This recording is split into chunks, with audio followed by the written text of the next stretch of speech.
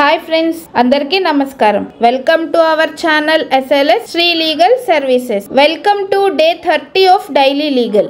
And it's part 2 video of key aspects in BNSS friends. Transparency for victims or informants requires regular updates to victims or informants about the status of their cases typically within 90 days. అంటే బాధితుల సమాచారదారులకు వారి కేసుల యొక్క స్థితి గురించి 90 రోజుల్లోపు క్రమం తప్పకుండా సమాచారం ఇవ్వాలి. Next, attachment of property empowers courts to attach property that is the proceeds of crime and distribute it among victims.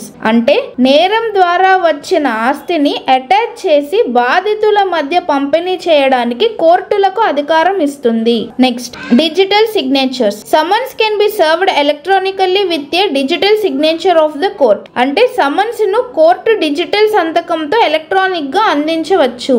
Next, recording of vulnerable persons. Statements of vulnerable individuals like the elderly, women, children or those who act illness can be recorded at their residence or by audio video means.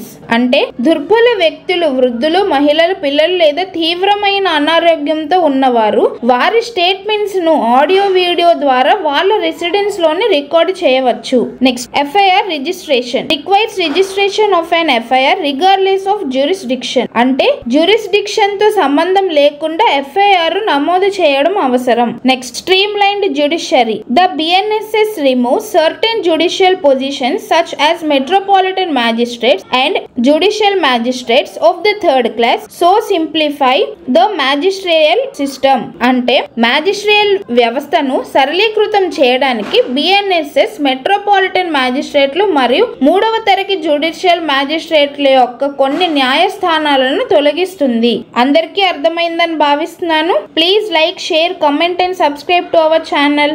Thank you friends.